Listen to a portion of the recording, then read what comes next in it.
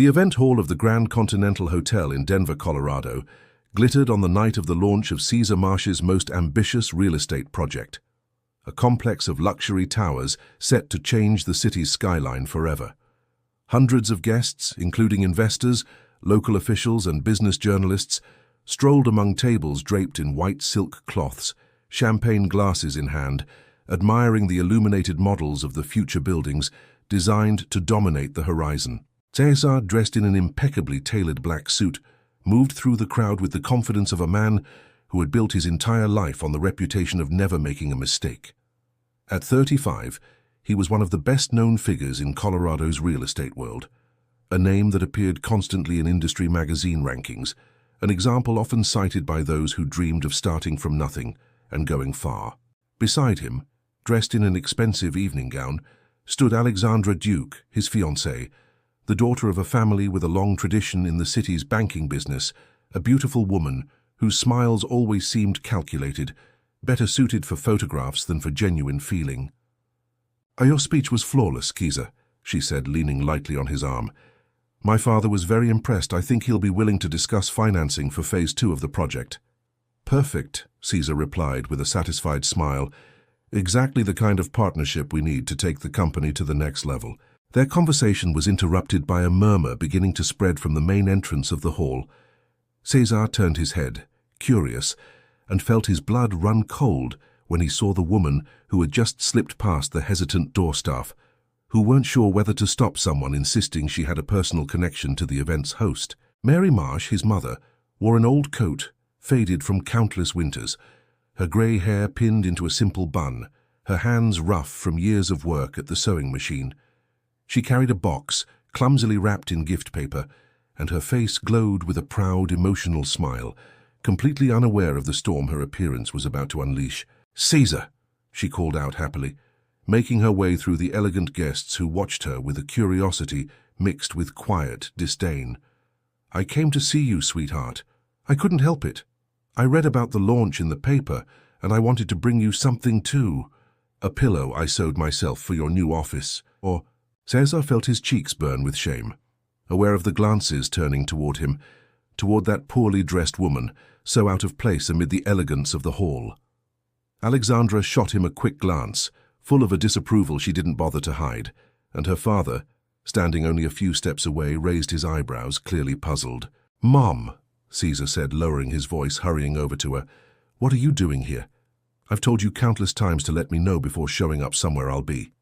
"I wanted to surprise you," Mary said, her smile beginning to fade as she sensed the tension in her son's voice. "I didn't think it would be a problem. It's an important day for you. I wanted to be here with you."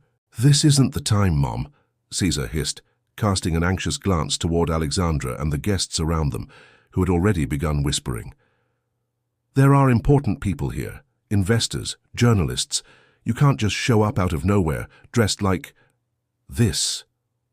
His words hung in the air, but their meaning was clear to everyone nearby. Mary felt her heart tighten, and her smile vanished completely, replaced by a pain she desperately tried to hide. "I'm sorry," she whispered, her voice trembling. "I didn't mean to embarrass you." "Maybe we should talk about this at home later," Cesar said, stepping back, visibly putting distance between himself and her, as though physical closeness to his own mother might stain the reputation he had so carefully built. Alexandra, sensing that the moment called for decisive intervention to protect her fiancé's public image, approached with a false smile, addressing one of the hotel's security staff. "I think this woman has lost her way," she said, sweetly but sharply. "Could you please escort her out discreetly? She was probably looking for another event." Mary looked at Alexandra, then back at Cesar, waiting with a desperate trace of hope for her son to intervene, to tell the truth, to defend her. But Cesar, caught between public embarrassment and loyalty to his mother, stayed silent, eyes on the floor, letting his silence speak louder than any words could have. The security guard, following Alexandra's instructions, approached Mary politely, offering his arm to guide her toward the exit. The woman, still clutching the gift box to her chest, cast one last look at her son, a look carrying 35 years of quiet sacrifice and a pain no words could have fully expressed.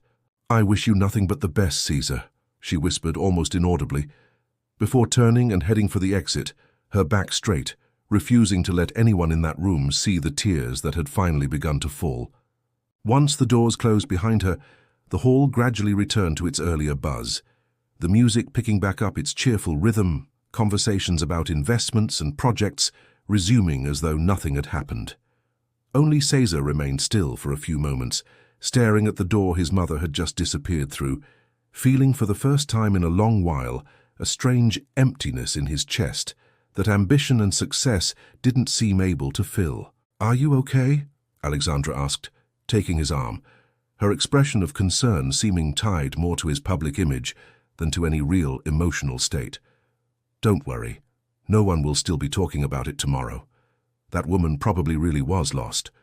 Cesar nodded silently, though something in him and a small distant voice whispered that things weren't quite so simple, that his mother's look, full of restrained pain, would haunt him far more than he could imagine on that seemingly triumphant evening when he had launched the biggest project of his career, but had lost, perhaps without fully realizing it yet, something far more valuable. Mary Marsh's modest apartment, on the third floor of an old building in the Five Points neighborhood, smelled of new fabric and fresh coffee, a smell Mary had always associated with the quiet of her solitude.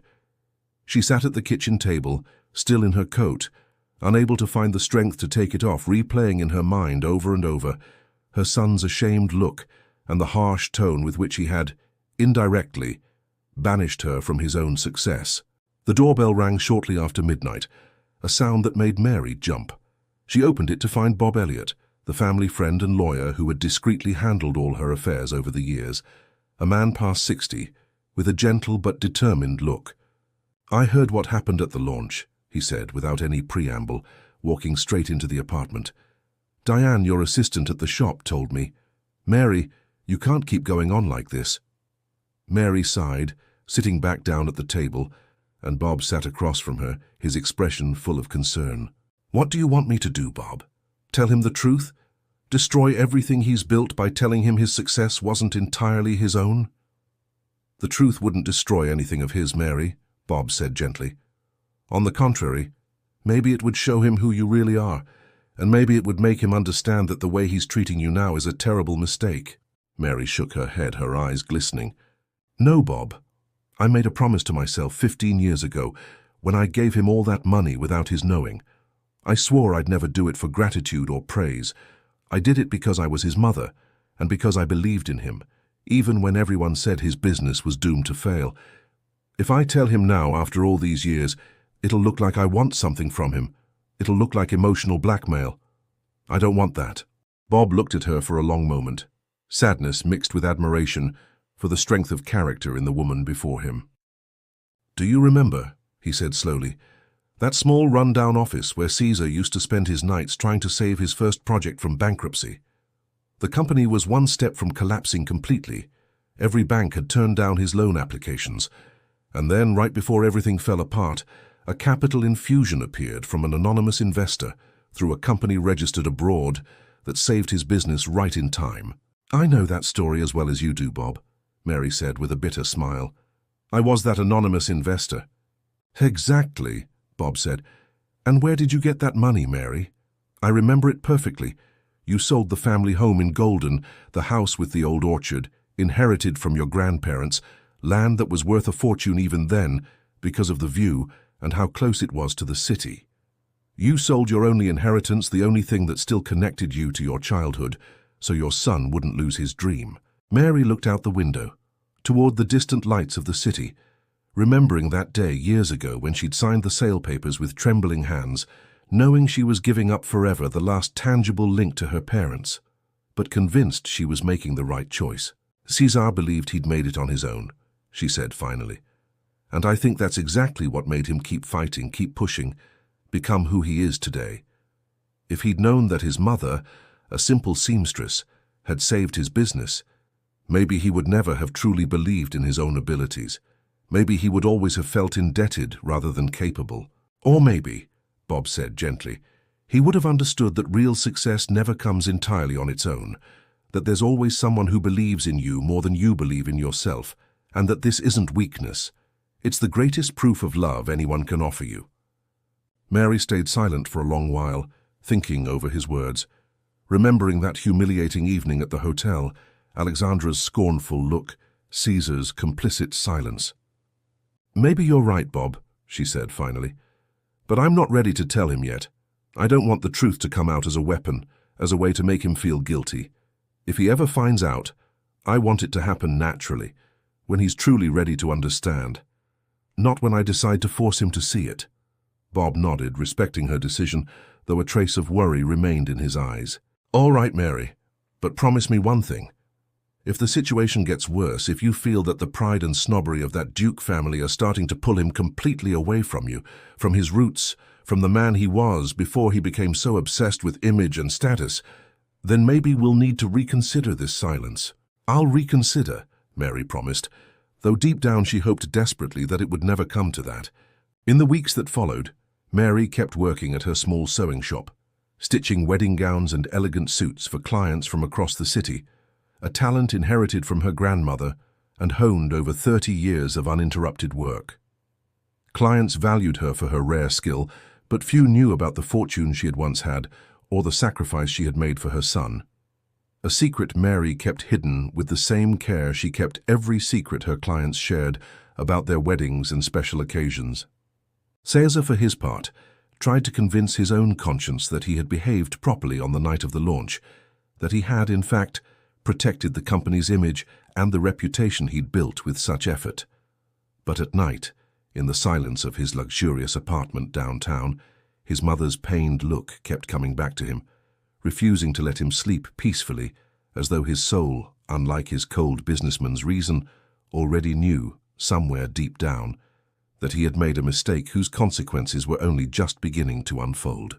2 weeks later, in Caesar's luxury penthouse with its panoramic view over the entire city, Alexandra was excitedly spreading out folder after folder of proposals for their wedding, planned for the following summer. On the dining room table lay photographs of wedding gowns from the most exclusive ateliers in Europe, menus already sampled at the city's priciest restaurants, and long guest lists, carefully arranged by social importance. "I spoke with the atelier in Milan," Alexandra said, flipping through a catalogue of lavish gowns. "The designer's willing to come to Denver in person for fittings, but of course it'll cost a fortune. I hope you don't mind." "Not at all," Caesar said, distracted, his gaze lost toward the window, toward the city lights he'd found himself contemplating in recent weeks. With a strange sense of emptiness he refused to explain to himself. Alexandra kept talking about details: flowers imported from Holland, the orchestra that would play, the list of prominent guests that included names from the country's political and business world. At one point she paused, looking at him with a serious expression. "Caesar, we need to talk about the guest list, your mother." Caesar felt a flicker of unease, but tried to seem calm. "What about her?" "We need to be realistic," Alexandra said in a calculated tone, as though discussing a purely logistical matter. "Our wedding will be covered by every society outlet in the country. There will be ministers there, ambassadors, business people from across Europe. I don't want this to sound cruel, but your mother, with the way she dresses, with her simple manners, risks drawing attention in ways we can't really afford. Maybe it would be better if she stayed home that day, or we could throw her a separate, more low-key party with close family another time." Caesar felt his stomach tighten, but instead of the justified anger he should have felt hearing such a suggestion about his own mother, he felt instead a shame mixed with guilt, the same contradictory feelings he'd experienced on the night of the launch. "She's my mother, Alexandra," he said, his voice weaker than he would have liked. "I know, sweetheart, and that's why I'm proposing an elegant solution, not a total exclusion," Alexandra said, touching his hand with an affection that, as usual, seemed more calculated than sincere. "Think of your company's image. Important investors will be there. We don't want another incident like the one at the launch, do we?" Caesar stayed silent, unable to find an answer that wouldn't make him feel even guiltier than he already did. At that moment, his phone rang, and Diane's name appeared on the screen, his mother's assistant at the shop, whom Caesar rarely spoke to directly. "Caesar," Diane said, her voice worried, I'm sorry to bother you, but your mum fainted at the shop today. I called an ambulance. She's at the hospital now. The doctors say it's exhaustion, too many hours of work without a break. I thought you should know." Cesar felt his heart stop for a moment, his guilt instantly turning into real panic. "I'm coming right away," he said, standing up abruptly, ignoring Alexandra's puzzled look. At the hospital, Cesar found his mother in a shared ward, an IV in her arm, looking far more fragile than he remembered her, far more tired than she would ever have admitted. Mary opened her eyes when she heard him come in, and a faint but genuine smile appeared on her face. "Cesar, what are you doing here? You didn't need to come. I'm fine, just a bit tired." "Diane called me," he said, coming closer to the bed, guilt washing over him at seeing her so vulnerable. "Mum, why do you work so much? You're 60. You don't have to do this anymore." "I love my work, Cesar," Mary said gently. "It's all I have. Not all of us have penthouses with panoramic views and fortunes built overnight." Her words, though spoken without any trace of malice, hit Cesar harder than any direct reproach could have. "Mum, I could help you financially," he said, his voice hesitant. "You could retire. Stop working so much." Mary shook her head with an unexpected firmness for someone so exhausted. "I don't want your money, Cesar. I have my hands, I have my talent, and that's enough for me. What I would like instead is a little of your time. A little acknowledgement that I exist, that I'm your mother, no matter how I look or what clothes I wear." Cesar felt his eyes well up, a feeling he hadn't experienced in a very long time, perhaps not since his father's passing years earlier. "I'm sorry about that night, Mum," he said finally, his voice trembling slightly, "for the way I treated you. It was terrible of me." Mary squeezed his hand, her eyes glistening too. "I forgive you, Cesar, but I want you to understand something. It doesn't matter how much money you have, how many towers you build, how many investors applaud you. If you forget where you came from, if you forget who raised you and how, then all that success isn't worth very much." Their conversation was interrupted by Alexandra's arrival, who walked into the ward with a politely concerned but stiff expression, clearly uncomfortable with the modest hospital setting and the shared ward Mary was in. "Cesar, Mrs. Marsh, I hope you're feeling better," she said, in a tone better suited to a courtesy visit than a real medical emergency. "Cesar, we have the meeting with the wedding planner in less than an hour. We should get going." Cesar looked at Alexandra, then back at his mother, feeling for the first time with painful clarity the stark contrast between the two women in his life. One capable of quiet sacrifice and unconditional love, the other constantly preoccupied with image, status, appearances. "You go, Alexandra," he said, with a resolve he hadn't felt in a long time. "I'm staying here with my mother. The meeting can wait." Alexandra was taken aback, unable to fully hide the irritation on her face, but, sensing the determination in Cesar's voice, decided not to press the issue, leaving alone with heavy footsteps, leaving behind a weighty silence. But also a new, almost forgotten feeling, beginning to take root in Cesar's soul, the desire to become, somehow, the son his mother deserved to have. A month later, Cesar's company was facing its first serious crisis in years. An important foreign partner, who was to finance Phase 2 of the project presented at the launch weeks earlier, suddenly withdrew from negotiations, citing concerns about the instability of the regional real estate market. Without that capital, the entire project risked being left stalled halfway, and Cesar's reputation, so carefully built over the past 15 years, could suffer a blow hard to repair. In his office, Cesar sat hunched over financial reports with his CFO, Stephen Pope, a calm, methodical man he had worked with since the earliest days of the business. "We need to find a quick solution," Cesar said, rubbing his eyes, exhausted after entire nights of desperate searching for alternative funding. "The banks aren't offering us favorable terms anymore, and the other investors I've contacted are demanding too large a stake in the company." "I have an idea," Stephen said, hesitant. "It might sound strange, but I think we should look at how you managed to get through the company's first crisis, 15 years ago, when you nearly went bankrupt before you even got to build the first office building. Maybe there's a model there, a strategy we've forgotten." Cesar frowned, trying to recall the details of that dark period of his life. a period he preferred not to revisit too often, full of sleepless nights, threats of foreclosure, and a constant fear that everything would collapse. "Yes," he said slowly, "it was almost a miracle. Right when I thought it was all over, an unexpected capital infusion appeared. I never asked too many questions about the exact source. I was just grateful we managed to survive." "Right," Stephen said, opening an old file he'd brought specifically for this discussion. "I checked the company archives this morning, hoping to find something useful.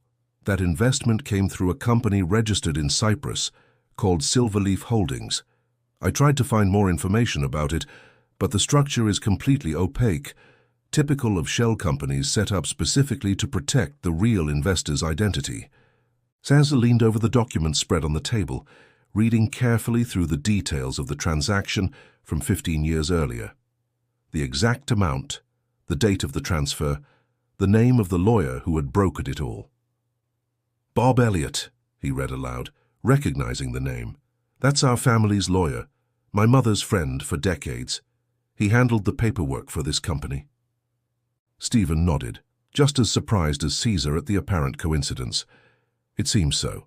His name appears as the legal representative of the transaction. Maybe you should talk to him, see if he remembers any details that could help us now, 15 years later, in a similar situation." That same afternoon, Caesar showed up unannounced at Bob Elliott's office, located in an old building in the historic downtown, filled with old furniture and shelves lined with dusty files, witnesses to decades of discreet legal practice. "Caesar," Bob said, surprised, rising from his desk to greet him. "I wasn't expecting a visit. What brings you here?" "I need information about a company called Silverleaf Holdings," Caesar said directly, without any preamble. "I discovered it invested in my company 15 years ago, right when I was about to go bankrupt. Your name appears as the transaction's attorney." Bob felt his heart beat faster, aware that the moment he had been postponing, hoping it would never come, had finally arrived. He sat back down, his expression grave, weighing carefully the words he was about to say. "Caesar," he said finally in a serious voice, "what I'm about to tell you could change the way you see yourself, the way you look at everything you've built. I'm sure it's not my place to tell you this, but the situation you're in now, this financial crisis, makes me think the time has come." "What are you talking about, Bob?" Cesar asked, growing uneasy. "Who's behind this company?" Bob looked at him for a long moment, then opened a drawer in his desk, pulling out an old file yellowed with age, and slid it gently towards Caesar. "Did you ever promise not to ask where that unexpected investment came from?" Bob said gently. "You were too desperate, too focused on survival to ask questions, but now maybe is the right time to learn the full truth." Cesar opened the file with trembling hands, and the first document he saw was a sale contract, dated 15 years earlier, for a property in Golden, Colorado, an old house with an orchard, sold for an amount that matched exactly the saving investment in his company's archives. "This house," Caesar whispered, recognizing the address, "is my grandparents' house, the house where my mother grew up." "Exactly," Bob said, his eyes glistening. "Your mother sold her only inheritance, her last connection to her parents, to save you, Caesar. She set up that company in Cyprus specifically to protect your pride, so you would always believe you'd made it entirely on your own. She never wanted you to know, never wanted gratitude, never wanted anything in return, except your happiness and success." Cesar felt his world collapse for a moment, remembering with searing pain the night of the launch, the moment he had banished his mother from his own victory, a victory that, it now turned out, he had never achieved entirely on his own. "Why didn't she ever tell me?" he asked, his voice breaking, though he already knew somewhere deep down the answer to that question. "Because she loves you more than she loves herself," Bob said simply, "and because she believed, perhaps wrongly, that silence was the greatest gift she could give you." Cesar remained silent for a long while, staring at the documents spread across the table, feeling the entire structure on which he had built his identity, the self-made man image, crumble, giving way to a far more complicated reality, but also, in a strange way, a far more beautiful one, that of a mother's love capable of the ultimate sacrifice, carefully hidden for 15 years beneath the guise of a simple, unassuming seamstress. That evening, Caesar didn't go home. He stayed in Bob Elliott's office late into the night, reading, page by page, the full file the lawyer had kept safe for 15 years. There he found not only the sale documents for the Golden House, but also a series of letters written in his mother's hand. Never sent, kept only for herself, like a journal of thoughts she had never dared say aloud. "Today I signed the papers," Mary had written in one of the letters, in trembling but determined handwriting. "My grandparents' house, the orchard my father planted with his own hands, all gone in a single afternoon, turned into numbers in a bank account. I feel a pain I never thought I'd feel, but I know I'm making the right choice. Caesar needs this chance more than I need those memories. I will watch him grow, build, succeed, and I will know, in silence, that I contributed to every brick of his dream, even if he never knows it." Caesar felt tears streaming down his face uncontrollably as he read those lines written with such quiet love. He kept reading other letters, some written years apart, following the progress of his business through his mother's eyes, her growing pride at every success, her worry when the press spoke of temporary setbacks, her sincere joy at every achievement, all experienced from the shadows, without him ever suspecting how close, in spirit, she had been to every step of his journey. "I saw him on TV today talking about the new residential complex," Mary had written in another letter, dated just 2 years earlier. "He looked so confident, so strong. I'm proud of the man he's become, even though sometimes I miss the boy who used to come to me with skinned knees, asking me to mend the pants he'd torn playing. I just hope that on his way to the top, he never forgets where he started, and who raised him with all the love she was capable of." Caesar closed the file, unable to read any more, overwhelmed by a mix of shame, pain, and a love he hadn't believed he could feel with such intensity. He stood, thanked Bob for his honesty, and walked out into the cold night of the city, his mind churning with conflicting thoughts, unable to decide how to move forward, how to repair a wound he himself had deepened, unknowingly, for 15 years. He got home near dawn, exhausted, but before he could rest, his phone rang. It was Alexandra's father, Victor Duke, an influential banker, known for his ruthlessness in negotiations. "Caesar, I heard about your financial troubles," Victor said, direct, without a trace of warmth in his voice. "I have a proposal for you. My bank can cover the entire financing needed for Phase 2 of your project, exactly the amount you lost when the foreign partner pulled out." Caesar felt a wave of hope, but something in Victor's tone made him wary. "What's the condition?" he asked directly. "Simple," Victor said. "I want 35% of your company plus a seat on the board with veto power over major decisions. I figure that once you and Alexandra are married, it'll be a family business anyway. Essentially, I'm offering you a win-win solution." Caesar felt his stomach tighten, suddenly realizing the true nature of the marriage proposal the Duke family had been pushing so enthusiastically in recent months. It wasn't about love, about building a family.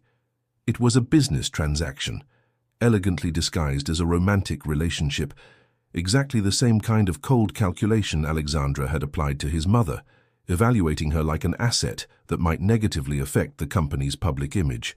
"I need time to think about it," Caesar said, ending the call sooner than he normally would have. That same morning, Alexandra came to the penthouse, ostensibly to discuss the final wedding details, but Caesar immediately noticed a subtle shift in her behavior, a calculated urgency that confirmed everything he'd begun to suspect. "My father told me you two spoke," she said with a confident smile. "It's an excellent proposal, Caesar. You'll save the company, and we'll basically become a unified business empire. Our families will be tied both by marriage and by shared interests." "Shared interests," Caesar repeated, in a cold voice Alexandra didn't seem to notice. "Tell me something honestly, Alexandra. If my company were worth nothing, if I were still just the boy raised by a seamstress in a 5 Points apartment, would you ever have agreed to marry me?" Alexandra laughed lightly, thinking he was joking. "What a strange question, Caesar. Of course I'd have loved you anyway," she said, but her tone, evasive and hurried, betrayed more uncertainty than she would have liked to show. "Right now," Caesar said, looking her straight in the eye, a new resolve growing within him. "I realize I don't think you can honestly reassure me of that." "What are you saying?" Alexandra asked, a first sign of genuine worry appearing on her face. Caesar was silent for a moment, thinking of his mother, of her quiet sacrifice, of those letters full of unconditional love, compared to the business proposal disguised as family help he had just received from Alexandra's father. "I'm saying, Alexandra, that I've understood something very important in the last 24 hours, he said, his voice firm. I've understood the difference between someone who loves you unconditionally and someone who constantly evaluates you like an investment. And I think, unfortunately, that our relationship falls into the second category." Alexandra stood frozen, unable to find an immediate response, while Caesar felt for the first time in a long while a painful but liberating clarity about the direction his life needed to take from now on, a direction that began unexpectedly with the urgent need to repair his relationship with the one person in his life who had never asked him for anything in return for her love. Cesar broke off the engagement that same afternoon in a short but firm conversation with Alexandra, who, though initially shocked, seemed more concerned with the social implications of the breakup than with the heartbreak she should have felt in a genuine relationship. The Duke family, predictably, withdrew their financing offer, and Caesar found himself for the moment without the quick solution he'd hoped to find for his company's crisis. But, to his own surprise, he didn't feel the panic he would have expected. Instead, a strange sense of release, as though he'd set down a weight he hadn't even realized he was carrying. He got in his car and drove straight to his mother's apartment, his heart pounding, rehearsing in his mind the words he wanted to say, though he knew no rehearsed speech could ever be enough to express the true depth of his regret and gratitude. Mary opened the door, surprised to see him there at an unusual hour of the afternoon, an expression on her face he hadn't seen in a long time, a mix of vulnerability and resolve. "Caesar, what happened?" she asked, worried, stepping aside to let him in. Caesar walked into the modest apartment, looking around with new eyes, noticing now, truly for the first time, how many things around him bore his mother's touch. The hand-sewn curtains, the embroidered pillows, the photographs of him as a child, carefully arranged on a small shelf, her only real wealth, it seemed, being the memories tied to him. "I found out everything, Mom," he said, his voice trembling. "About Silverleaf Holdings, about the Golden House, about everything you sacrificed for me 15 years ago without ever saying a word." Mary's face went pale, her hands beginning to tremble slightly. "Bob told you," she whispered, more a statement than a question. "He had to, Mom. My company is going through another crisis, and while I was looking for solutions, I discovered the truth from the past. I read your letters, the ones you never sent. I finally understood how much you sacrificed for me, in silence, without ever asking for anything in return." Mary felt tears begin to fall, unable to hold them back any longer. "I never wanted you to find out this way, Caesar. I never wanted the truth to come bundled with a new crisis, with pressure, with guilt." "Mom," Caesar said, coming closer and taking her hands in his, the same rough hands he had once looked at with unspoken disdain, but which he now saw as the most precious treasure in his life. "I don't feel guilty because of what you did. I feel guilty for the way I've treated you over the years, for the shame I showed toward you in public, for every moment I chose image and status over your unconditional love." "For you were young, ambitious," Mary said, trying to excuse him, as any mother instinctively would. "You got caught up in that world of appearances." "No, Mom," Caesar said firmly. "I don't want excuses for my behavior anymore. I was wrong, and that wrong needs real acknowledgement, not justification. I'm truly sorry for that night at the hotel, for every moment I made you feel less important than you truly are." Mary embraced him, with a strength surprising for someone who seemed so frail, and Caesar felt for the first time in a very long time an authentic peace, completely different from the fleeting satisfaction his financial successes had ever given him. "What are you going to do now about the company?" Mary asked, after they parted slightly, wiping away her tears. "I don't know exactly yet," Caesar said honestly. "I lost both the initial financing and the Duke family's offer, which I turned down because I didn't want to repeat the mistake of building something important on a false foundation." Mary was quiet for a while, thinking, then spoke with an unexpected resolve. "Caesar, I think it's time we told this story publicly. Not for me, not for gratitude or glory, but for you. I think people, real investors, the ones who value integrity, would appreciate an honest story about a son who succeeded because of his mother's belief in him, more than they'd appreciate any corporate speech about innovation and vision. Cesar looked at her, surprised by the suggestion, but the more he thought about it, the more sense it made. "Are you sure, Mom? That would mean everything comes out. The public, the press, everyone would find out about the house that was sold, about your sacrifice." "I'm sure," Mary said, with a gentle but determined smile. "Maybe it's time the world saw the real story behind your success, not the polished version you've presented until now. Maybe it will even help other young people who feel overwhelmed by their own humble beginnings understand there's nothing shameful in that." A week later, Cesar organized an unusual press conference, not to announce a new real estate project, but to tell for the first time publicly the full story of his rise, including the essential role his mother had played in the most difficult moment of his career. Mary stood beside him on stage, dressed in her usual simple clothes but with her head held high, while the journalists, initially curious, grew visibly moved by the story they were hearing. "I didn't build anything entirely on my own," Cesar said, his voice filled with a sincerity he rarely showed in public. "Everything I've achieved is owed, in the greatest part, to a woman who sacrificed her only inheritance so that I could have a chance, a woman I unfortunately didn't always treat with the respect she truly deserved.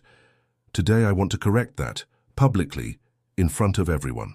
The public's reaction to Cesar's story exceeded every expectation. In the hours following the press conference, images of Mary standing proudly beside her son, dressed simply but with dignity, spread rapidly across social media, accompanied by thousands of emotional comments from people who saw themselves reflected in the story of a mother ready for any sacrifice for her child. Business publications, used to writing about cold numbers and corporate strategy, found themselves this time analyzing a story about values and the true price of success. To Cesar's surprise, the effect on his business turned out to be unexpectedly positive. Investors he had never dared approach, business people known for their integrity, began reaching out, moved by the public honesty of his story and his courage in admitting his mistakes so openly. Among them was Simone Radley, founder of an investment fund known for financing projects with real social impact, not just financial profitability. "I read about your mother's story," Simone told Cesar, at a meeting arranged just days after the press conference. "Our fund looks for exactly the kind of partners capable of recognizing the true source of their success. We're prepared to finance phase 2 of your project, without the aggressive terms you've probably received elsewhere." Cesar accepted the offer with gratitude, realizing that the truth, spoken openly and without fear, had brought with it not only peace of mind, but also a far healthier business opportunity than any compromise with the Duke family would have been. In the months that followed, the relationship between Cesar and Mary was completely transformed. He began visiting her several times a week, not out of obligation, but from a genuine desire to make up for lost time. Sometimes he stayed at her shop until late in the evening, helping her clumsily at first, sort fabric or answer the phone for clients, rediscovering, with each visit, the simple joys of a life he had forgotten in his rush towards success. Mary, in turn, became a kind of unofficial advisor to her son's company, not in finance or architecture, but on the values Cesar wanted to instill in the new generation of employees. At her suggestion, the company launched a scholarship program for talented young people from modest families who wanted to study architecture or business administration, a way for Cesar to turn his own story of sacrifice and rediscovery into a real opportunity for others in similar situations.